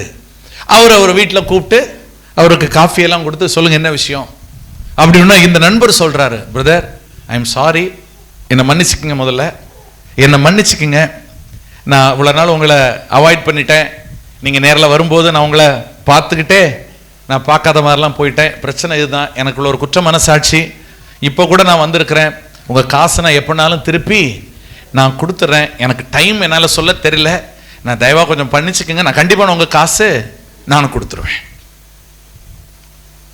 அந்த நண்பர் உடனே என்ன தெரியுமா சொன்னாரு, இல்லை நானே உங்களை பார்த்து பேசணும்னு நினச்சிக்கிட்டு இருந்தேன், உங்கள் சூழ்நிலையில நான் பார்த்தேன், நீங்கள் கொஞ்சம் நெருக்கடியில் இருக்கிறீங்கன்னு தெரிஞ்சது, பிரதர் நத்திங் டு வரி, நீங்கள் அந்த காசு எனக்கு கொடுக்க வேண்டாம். நடந்ததை நான் சொல்கிறேன் உங்களுக்கு. அமௌண்ட் சாதாரண அமௌண்ட் இல்லைங்க, 2 லட்சம் ரூபாய். 2 லட்சம் ரூபாய் நீங்கள் எனக்கு திருப்பி கொடுக்க வேணாம் பிரதர், பரவாயில்ல பிரதர், நோ ப்ராப்ளம், மனசில் ஒன்றும் வசிக்காதீங்க. யோசித்து பாருங்களேன், யோசித்து பாருங்க. நமக்கு சில நேரத்தில் அவருடைய வார்த்தைக்கு கீழ்ப்படிவது என்பது கொஞ்சம் கடினமாக இருக்கும். இல்ல இல்ல, நீங்க கீழ்ப்படிஞ்சு பாருங்க, நீங்க கீழ்ப்படிஞ்சு பாருங்க, உங்க வாழ்க்கையில கர்த்தர் சொன்னதை மட்டும் நீங்க செஞ்சிட்டீங்கன்னா, கொஞ்சம் பக்கத்துல பார்த்து சொல்லிருங்களேன், கர்த்தர் சொன்னதை மட்டும் நீங்க செய்ய ஆரம்பிச்சிட்டீங்கன்னா, அடிமையா போற தேசத்துல கூட நீங்க ராஜாவாயிடுவீங்க. ஆனா சொன்னதை செய்யலனா ஆள வேண்டிய இடத்துல கூட அடிமையா போயிருவீங்க. எத்தனை பேருக்கு புரியுது நான் சொல்றது? கர்த்தருடைய வார்த்தை நிறைவேறும் அளவும் கர்த்தருடைய வசனம் அவனை புடமிட்டது. யார? யோசேப்பு. யோசேப்பு எங்க இருக்கிறாரு? அடிமையா இருக்கிறாரு. நல்லா கவனிங்க, யோசேப்பு அடிமையா தான் இருக்கிறாரு. ஆனா கர்த்தருடைய வார்த்தையோடு நடக்க பழகுனதுனால அடிமையா இருக்க வேண்டிய இடத்துல எப்படி இருந்தாரு? ஆளுகிறவனாக இருந்தார். இந்த பார்வோன் சொல்றான், டம்மி பீஸ், எப்பா உன்னை கேட்காம ஊர்ல எவனும் செய்யக்கூடாதுப்பா, நாக்கு கூட எவனும். சார் யாரு தெரியுங்களா? அடிமை. சார் யாருங்க? ஒரு அடிமை. ஆனா வார்த்தையை பிடிச்சுக்கிட்டா அடிமையா இருக்கிற இடத்துல கூட ஆளுகிறவனாக இருக்க முடியும். ஆனா வார்த்தையை விட்டுட்டா ஆள வேண்டிய இடத்துல கூட அடிமையா தான் இருக்க வேண்டியது இருக்கு. இஸ்ரவேல் ஜனங்கள் நமக்கு ஒரு உதாரணமாக இருக்கிறார்கள். நல்லா புரிஞ்சுக்குங்க. இந்த ராத்திரி வேளையில நான் திரும்ப சொல்றேன், நம்பர் ஒன் இந்த வருஷத்துல ஆண்டவர் உங்களுக்கு சொல்றாரு, நீங்க எதிர்பார்க்கறத நான் கொடுக்கிறேன். ஆனா அது கொடுக்க வேண்டியது ஏன் மேல, ஆனா உங்க வேலை ஒண்ணு இருக்குது. நம்பர் ஒன் என்ன செய்யணும்? வார்த்தைக்கு செவி கொடுங்க. அந்த வார்த்தையை நான் எப்படி கேட்கறது? வேற வழியே இல்லை. Daily meditate the word of God. தினந்தோறும் வேதத்தை தியானம் பண்ணுங்க. அன்றைய பரிசுத்தவான்களை வழியில பார்க்கும் போதெல்லாம் அவங்க ஒரு பேட்ஜ் குத்தி இருப்பாங்க. இன்று வேதம் வாசித்தீர்களா? இன்று ஜெபம் செய்தீர்களா? பல வீடுகள்ல அந்த வசனமே போர்டு, அந்த வசன போர்டுக்கு பதிலாக இந்த போர்டு தான் இருக்கும். இன்று வேதம் வாசித்தீர்களா? இன்று ஜெபம் செய்தீர்களா? நான் திரும்ப கேட்கிறேன், ஆதிக்கு திரும்ப வேண்டிய அவசியம் உண்டு. இந்த பாதியில வந்ததெல்லாம் நம்முடைய திசை மாத்திருச்சு. இன்னைக்கு இந்த பாதியில வந்ததெல்லாம் நம்ம டைரக்ஷன் எங்கேயோ மாத்திட்டு போயிட்டு இருக்குது. Be careful, be careful. ஆதியில் கொண்டிருந்த அன்புக்கு திரும்ப தேவன் உங்களுக்கு எனக்கு உதவி செய்வாராக. நம்பர் ஒன், அவருடைய வார்த்தைக்கு செவி கொடுக்கணும், கீழ்ப்படியணும், அவர் சித்தத்தை செய்யணும். ஏன்னா அதுதான் அவருடைய சித்தத்தின்படி செய்கிற ஒரு காரியம்தான் உங்களை என்னை பரலோக ராஜ்யத்துக்கு கொண்டு சேர்க்கும். வரங்கள் அல்ல, கனிகளே அவரை சந்திக்க தகுதியுள்ளவர்களாக மாற்றும். நாங்க தீர்க்க தரிசனம் சொன்னோம்ல, ரைட்டு, ஐயோ நாங்க பிசாசெல்லாம் துரத்துனோம். ஓகே, என்ன இப்ப அதுக்கு? நாங்க அற்புதம் எல்லாம் ரைட்டுப்பா, என்னன்ற இப்ப? எனக்கு என்ட்ரி இல்லன்றீங்களே பரலோகத்துல? ஆமா இல்ல. ஏன் தெரியுமா? பரலோகத்தில் இருக்கிற என் பிதாவின் சித்தத்தின்படி செய்கிறவனே பரலோக ராஜ்யத்தில் பிரவேசிப்பானே அல்லாமல் சும்மா என்ன பார்த்து குயோ குயோ குயோன்னு கத்துறதுனால மேட்ரே இல்ல. நாங்க அற்புதம் செஞ்சா செஞ்சுட்டு போ, தீர்க்கதரிசனம் சொல்லிட்டு போ, பிசாசை துரத்திட்டு போ, என்ன இப்ப? புரியுதுங்களா? அவருடைய வார்த்தையை கேட்டு அதன்படி செய்கிற அனுபவத்தை தேவன் உங்களுக்கு எனக்கு தருவாராக. நம்பர் 1. நம்பர் 2, என்ன பண்ணணும்? எல்லா விதத்திலும் ஒரு பெருக்கத்தை தேவன் உங்களுக்கு கொடுக்க வல்லவராக இருக்கிறார். நீங்க பெருகித்தான் ஆகணும். அந்த பெருக்கம்னா எல்லா இடத்துலயும் இருக்கணுங்க. அவரோடு கூட இருக்கிற உறவுல ஒரு பெருக்கம் வேணும், அவரோடு கூட பேசுகிறதுல ஒரு பெருக்கம் வேணும். எத்தனை பேருக்கு புரியுது நான் சொல்றது? நம்முடைய ஆவிக்குரிய வாழ்க்கையில ஒரு பெருக்கம் வேணும். பணத்துல மட்டும் பெருக்கம் அதெல்லாம் வேணும்ன்ற. பணத்துல ஒரு பெருக்கம் வேணுமா? ஐயோ என்ன ஒரு மாதிரி பாக்குறீங்க? யாருக்கு பணம் வேணாம்? இந்த எல்லாம் அந்த வேலையெல்லாம் அழகா முடிச்சு இல்ல எப்படி இருக்குல்ல, எல்லாம் ஒரு ஃபால் சீலிங் எல்லாம் போட்டு ஒரு ஏசி எல்லாம் போட்டு இப்படி ஆராதிச்சா எவ்வளவு நல்லா இருக்கும். இல்லையாவா? அப்ப நமக்கு பணம் வேணும் தான். நல்ல எக்யூப்மெண்ட்ஸ் எல்லாம் வச்சு நல்ல நேர்த்தியான விடுதலையா ஊழியத்தை செய்யலாமே இல்ல? அப்ப நமக்கு பணம் வேணும். பணத்துல ஒரு பெருக்கம் வேணுமா? வேணும். நமக்கு இருக்கிற செல்வாக்கு இருக்குல்ல சொசைட்டில, அதுல ஒரு பெருக்கம் வேணுமா? வேணும் தான். சொசைட்டில நமக்கு ஒரு அந்தஸ்துல அதுல ஒரு பெருக்கம் வேணும் தான். எல்லாத்திலையும் பெருக்க வேணும். ஆஸ்தியில பெருக்க வேணும், அந்தஸ்துல பெருக்க வேணும், பணத்துல பெருக்க வேணும், பரிசுத்தத்திலையும் பெருக்க வேணும். அல்லேலூயா. இன்னைக்கு அந்த பரிசுத்தத்தை குறித்த தேடல்கள், பரிசுத்தத்தை குறித்த வாஞ்சைகள் இல்லை. எமில் அண்ணனுக்காக, எமில் ஜெபசிங் அண்ணனுக்காக நான் ஆண்டவரை ஸ்தோத்திரிக்கிறேன். அண்ணன் எழுதுவாங்க, துணை வேண்டும் தகப்பனே உலகிலே, என்னை எதிர்க்கும் சக்திகள் பல உண்டே. துணை வேண்டும் தகப்பனே உலகிலே, என்னை எதிர்க்கும் சக்திகள் பல உண்டே. என் ஜீவன் எல்லை எங்கிலும் பரிசுத்தம் என எழுதும். என் ஜீவன் எல்லை எங்கிலும் பரிசுத்தம் என எழுதும். எமில் அண்ணனுக்காக நான் ஆண்டவரை ஸ்தோத்திரிக்கிறேன். எனக்கு எதிரிய பெருகிட்டாங்க, என்னை எதிர்க்கிற கூட்டம் நிறைய இருக்குது. நல்லத 4 AK-47 தாங்க ஆண்டவர் தானே கேட்கணும். இருக்கீங்களா? அந்த மனுஷனுடைய பாரம், எதிரிகள் நிறைய இருக்கிறாங்க. அப்ப கூட நான் என்ன தெரியுமா கேட்கிறேன்? ஆண்டவரே, என் ஜீவன் எல்லை எங்கிலும் பரிசுத்தம் என எழுதும். உலகமே மாறினா கூட நான் உண்மை பிரியப்படுத்துகிற ஒரு வாழ்க்கை வாழ்வதுதான் என்னுடைய ஆசை. ஆண்டவரே, அல்லேலூயா. பரிசுத்த வாழ்க்கையில பெருக்கம் உண்டாவதாக. காலம் கடைசியா இருக்கிறது. ஆண்டவர் சொன்னார், அநீதி உள்ளவன், அநீதி செய்கிறவன் என்ன அநீதி செய்யட்டும், அசுத்தம் உள்ளவன் இன்னும் அசுத்தமாட்டும், ஆனால் நீதி உள்ளவன் இன்னும் நீதி செய்யட்டும், பரிசுத்தம் உள்ளவன் இன்னும் பரிசுத்தமாகட்டும். இதோ சீக்கிரமாய் வருகிறேன். அவன் அவனுடைய கிரியைகளின்படி அவனவனுக்கு நான் அளிக்கும் பலன் என்னோட கூட வருகிறது. ராஜா வருகிறார், ஆயத்தமாவோம். ராஜா வருகிறார், ஆயத்தமாவோம். இயேசு வருகிறார், எதிர்கொண்டு செல்லுவோம். நம்ம இயேசு வருகிறார், எதிர்கொண்டு செல்லுவோம். பள்ளங்கள் எல்லாம் நிரம்பிட வேண்டும், மலைகள் குன்றுகள் தகர்ந்திட வேண்டும். கோணலானவை நேராகணும், கரடானவை சமமாகணும். சொல்லுங்களேன். பள்ளங்கள் எல்லாம் நிரம்பிட வேண்டும், மலைகள் குன்றுகள் தகர்ந்திட வேண்டும். கோணலானவை நேராகணும், கரடானவை. ஏன் தெரியுமா? ராஜா வருகிறார். சொல்லுங்க, ராஜா வருகிறார், ஆயத்தமாவோம். ராஜா வருகிறார், ஆயத்தமாவோம். இயேசு வருகிறார், எதிர்கொண்டு செல்லுவோம். நம்ம இயேசு வருகிறார், எதிர்கொண்டு. நல்ல கனிகோடா, நல்ல கனிகொடா மரங்கள் எல்லாம் வெட்டுண்டு அக்கினியில் போடப்படும்.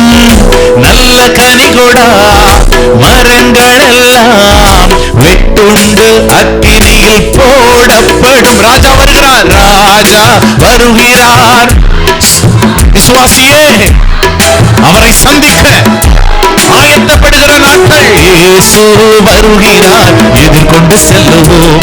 நம்ம இயேசு வருகிறார், எதிர்கொண்டு செல்லுவோம். பள்ளங்கள் எல்லாம் நிரம்பிட வேண்டும், மலைகள் குன்றுகள் தகர்ந்திட வேண்டும்.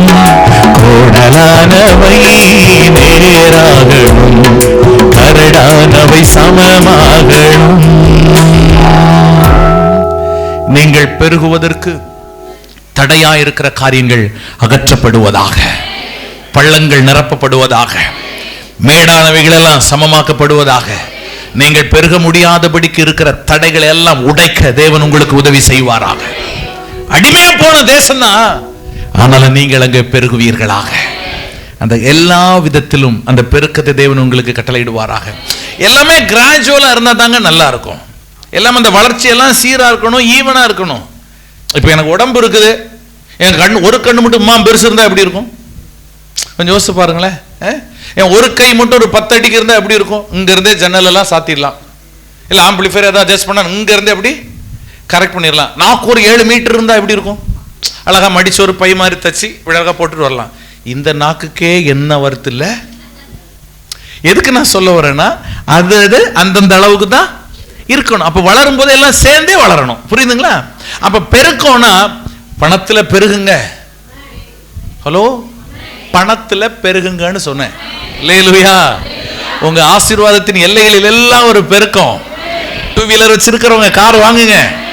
அல்லேலூயா. வாடகை வீட்டுல இருக்கிறவங்க எல்லாம் சொந்த வீடு வாங்குங்க. அல்லேலூயா. கடன் கொடுக்கிறவங்களாம் கடன் கொடுக்கிறவங்களா மாறுங்க. கடன்ல இருக்கிறவங்க எல்லாம். அல்லேலூயாவா. அதே மாதிரி ஊழியத்திலே ஒரு பெருக்கம் வரட்டும், ஆத்தும பாரத்துல ஒரு பெருக்கம் வரட்டும். சொன்னாங்கல்ல 25 பேர் எழுதி வைக்கணும். சீரியஸா சொல்றேன், அதெல்லாம் ஆண்டவர் பாக்குறாரு. நான் திரும்ப சொல்லுங்க, எழுதின உடனே நாளைக்கு அவங்க எல்லாம் ரட்சிக்கப்பட்டுருவாங்களா, மாறிடுவாங்களா, அது நம்ம கவலையே இல்லை. ஆண்டவர் தேவதாசர்கள் மூலமாக சொல்லுகிற காரியத்தை செய்யறது தான் நம்ம வேலை. மற்றதை யார் பார்த்துப்பாங்க? அவரு பார்த்துப்பாரு. நீங்க பிரயாசப்படுங்க. அதான் சொல்ல 38 வருஷம் அவன் பிரயாசப்பட்டான்ல, அதற்கான பலனை நீங்க பார்ப்பீங்க. அல்லேலூயா. எல்லா எல்லைகளிலும் ஒரு பெருக்கத்தை தேவன் உங்களுக்கு தருவாராக. மூன்றாவதாக 29ஆம் அதிகாரம் 7ஆம் வசனத்தை வாசிங்க. கடைசியா நம்ம முடிக்கலாம்.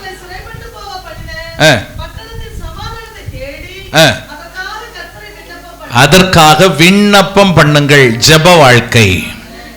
3 காரியம் இந்த புது வருஷத்துல அந்த தீர்மானங்களை எடுக்க தேவன் உங்களுக்கு உதவி செய்வாராக. நம்பர் 1 என்ன செய்யணும்? அவருடைய வார்த்தைக்கு செவி கொடுக்கணும். அது கடினமா இருந்தா கூட, கஷ்டமா இருந்தா கூட, பிடிக்கலன்னா கூட, நம்ம நேசிக்க ஆரம்பிச்சிட்டா நமக்கு செய்யறது ரொம்ப ஈஸி ஆயிடும். இருக்கீங்களா? அன்புக்காக எந்த விலையை நம்ம கொடுக்க ரெடி ஆயிடுவோம், எந்த செலவும் பண்றதுக்கு நம்ம ரெடி ஆயிடுவோம். இந்த கடையில் இந்த கிண்டர் ஜாயின் ஒரு மேட்டர் இருக்குது. பாதிக்கப்பட்டவங்க எத்தனை பேர் இருக்கிறீங்க? கொஞ்சம் கை தூக்குங்க. நிறைய பேர் வெக்கப்பட்டு இருக்கிறீங்க. இந்த கிண்டர் ஜாயின் ஒரு மேட்டர் இருக்குது. எவ்வளவு இப்ப கிண்டர் ஜாய்? 50 ரூபாய். 50 ரூபாய். ஆனா நம்ம வீட்டில் இருக்கிற நண்டுக்கு வேற ஒன்னும் தெரியாது, அது மட்டும் தான் தெரியும். அவனும் கடைக்காரனும் முன்னாடி தான் வச்சிருப்பான் அதை. அதுக்கு அந்த அதை விட நம்ம காஸ்ட்லியான சாக்லேட் எல்லாம் வாங்கி கொடுப்போம். அதுக்கு அந்த கிண்டர் ஜாய், அதுக்குள்ள இருக்கிற தம்மா துண்டு பொம்மை. நம்ம 100 கணக்கில் காஸ்ட்லியான டாய் எல்லாம் வாங்கி வச்சிருப்போம். கிண்டர் ஜாய் தான். நான் மனசாட்சியோட நீங்க பேசுங்க. எந்த அப்பா அம்மா இஷ்டப்பட்டு அந்த கிண்டர் ஜாய் வாங்கி கொடுத்துருக்கீங்க? ஒரு அப்பா அம்மா இந்த 50 ரூபாய் இருக்கும்னா எவ்வளவு வாங்கலாம்? வீட்டுல வாங்கலாமா? வாங்கலாம் தானே? ஆனாலும் பிடிக்கல, ஆனாலும் வாங்கி கொடுக்கிறோம்ல. ஏன் வாங்கி கொடுக்கிறோம்?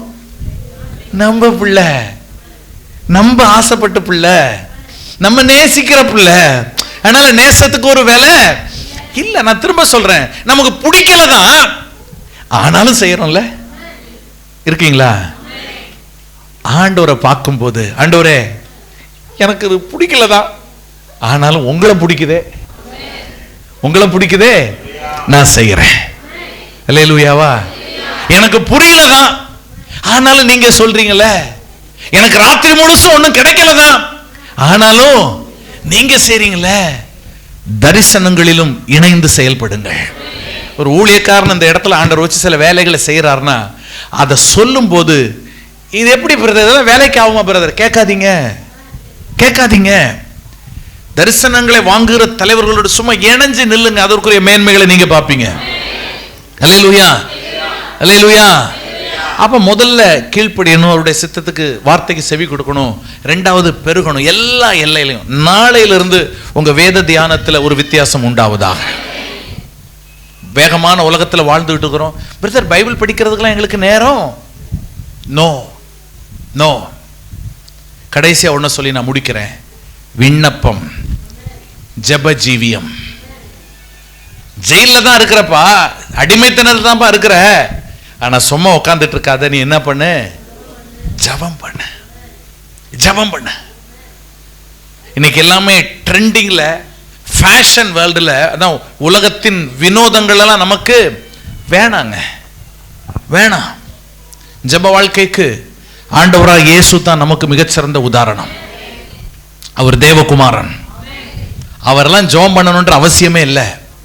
ஆனாலும் எபிரேயர்ல வாசிக்க முடியும். 5ஆம் அதிகாரம் வசனம் வாசிக்க நேரம் ஆயிடுச்சு, நான் முடிக்கிறேன். 7-8 வசனத்துல, அவர் மாம்சத்தில் இருந்த நாட்களில் தம்மை மரணத்தினின்று ரட்சிக்க வல்லமை உள்ளவரை நோக்கி பலத்த சத்தத்தோடும் கண்ணீரோடும் விண்ணப்பம் பண்ணி வேண்டுதல் செய்து, தமக்கு உண்டான பயபக்தி நிமித்தம் கேட்கப்பட்டு தாம் குமாரனா இருந்தும் பட்ட பாடுகளினாலே கீழ்ப்படிதலை கற்றுக்கொண்டு தாம் பூரணரான பின்பு தமக்கு கீழ்ப்படுகிற யாவரும் அந்த நித்திய ரட்சிப்பை அடைவதற்கு காரணராகி மெல்கிசேதேக்கின் முறைமையின்படியாய் பிரதான ஆசாரியன் என்று நாமம் தரிப்பிக்கப்பட்டார்.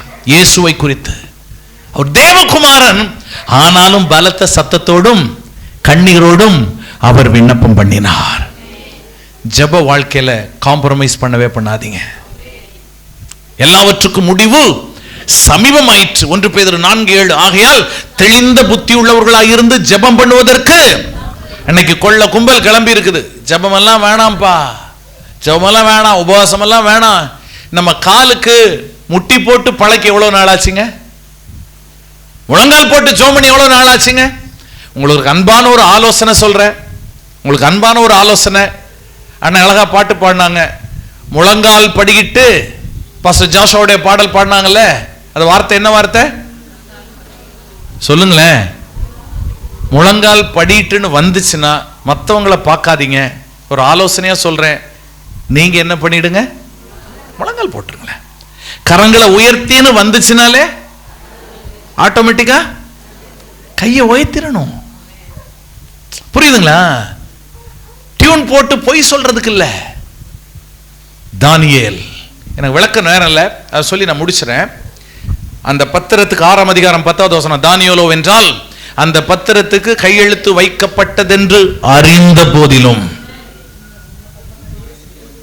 தன் அறை வீட்டுக்குள்ளே போய் பலகணிகள் திறந்திருக்க தான் முன் செய்து வந்தபடியே தினமும் 3 வேளையும் தன் தேவனுக்கு முன்பாக முழங்கால் படியிட்டு ஜெபம் பண்ணினான். அல்லேலூயா, ஸ்தோத்திரம் செலுத்தினான். அல்லேலூயா. ஆண்டவராக இயேசு சொல்லுவாரு, ஒரு கொடிய காலம் வருகிறது, ஒரு கொடிய காலம் வருகிறது. அந்த பூச்சக்கரத்து மீதெல்லாம் லூக்கா 21ஆம் அதிகாரத்துல 36வது வசனம், அதை மட்டும் கடைசி வாசித்தரலாமா? ஏன்னா அது ரொம்ப முக்கியமான ஒரு வசனம், அதை சொல்லி நான் முடிக்கிறேன். அவ்வளவுதான். லூக்கா 21:36. ஆகையால் இனி சம்பவிக்க போகிற இவைகளுக்கெல்லாம், கவனிங்க, ஏதோ ஒரு காரியம் உலகம் முழுக்க சம்பவிக்க போகிறது. இப்பவே சொன்னாங்க, பிரதர் எட்வின் சொன்னாங்க, அமெரிக்கால லாஸ் ஏஞ்சல்ஸ் இல்ல, கலிபோர்னியா இல்ல, இன்னைக்கு அங்க, நாளைக்கு எங்கேயோ தெரியாது. இந்த உலகம் அக்கினிக்கு தான் வைக்கப்பட்டிருக்கிறது. எது எப்ப நடக்கணும் தெரியல. இயற்கை சீற்றங்கள் உண்டாகும் ஆண்டவர் சொன்னாரு, சொன்னாரா? அப்போ இனி சம்பவிக்க போகிற இவைகளுக்கெல்லாம் கவனிங்க, நீங்கள் தப்பி மனுஷகுமாரனுக்கு முன்பாக நிற்க பாத்திரவான்களாக எண்ணப்படுவதற்கு எப்பொழுதும் ஜெபம் பண்ணி விழித்திருங்கள். அல்லேலூயா. தேவதாசர்கள் ஜெபத்தை வைக்கும்போது இவங்களுக்கெல்லாம் வேற வேலை இல்லையா? என்ன சும்மா சும்மா ஜெபம் ஜெபம் இருக்கிறீங்க? கேட்காதீங்க. ஏன்னா கொச்சையா நம்ம லாங்குவேஜ்ல டிரான்ஸ்லேட் பண்ணி சொல்லணும்னா, ஆண்டவராகிய இயேசுனுடைய ஸ்டேட்மெண்ட் இதுதான், ஏய் என் மூஞ்சில முழிக்கணும்னா ஒழுங்கா ஜெபம் பண்ணுன்றார். அதான அது அர்த்தம். அதுக்கு இனி சம்பவிக்க போகிற இவைகளுக்கெல்லாம் நீங்கள் தப்பி மனுஷகுமாரனுக்கு முன்பாக நிற்க பாத்திரவான்களாக. என்ன அப்படின்னா, என் முகத்துல பார்க்கணும்னா, என் முகத்துல முழிக்கணும்னா, என் முன்னாடி வந்து நிக்கணும்னா நீ என்ன பண்ணு? எத்தனை பேருக்கு புரியுதுங்க? ஏன்னா நாள் சீக்கிரம், நாள் சீக்கிரம், கர்த்தருடைய வருகையின் நாட்கள் சீக்கிரம். விளையாட்டா நினைச்சிடாதீங்க, விளையாட்டா நினைச்சிடாதீங்க. வாக்குத்தத்தங்கள் பைபிள்ல இருக்குது தானே? வாக்குத்தத்தங்கள் உண்மையா? ஆசீர்வாதமான வார்த்தைகள் பைபிள்ல இருக்குது தானே? அதெல்லாம் உண்மையா? உண்மைதானே? அப்படியானா கிறிஸ்து பிறந்தார் என்ற செய்தியை கொண்டாடணுமே, அது உண்மைதானே? அப்படியானா கிறிஸ்து வருவார் என்ற செய்தி பைபிள்ல இருக்குல்ல, அது உண்மைதானே? சீக்கிரம் வருவார்ல. அப்படி வரும்போது வெட்கப்பட்டு போகாம நிக்கணும்னா ஜெப டி மைனர், ஜெப வாழ்க்கை அவசியம். அப்படி எழுந்து நிற்கலாமா ஒரு 2 நிமிஷம்? சிங்கார மாளிகையில் ஜெய கீதங்கள் பாடிடுவோம், சீயோன் மணவாளனின்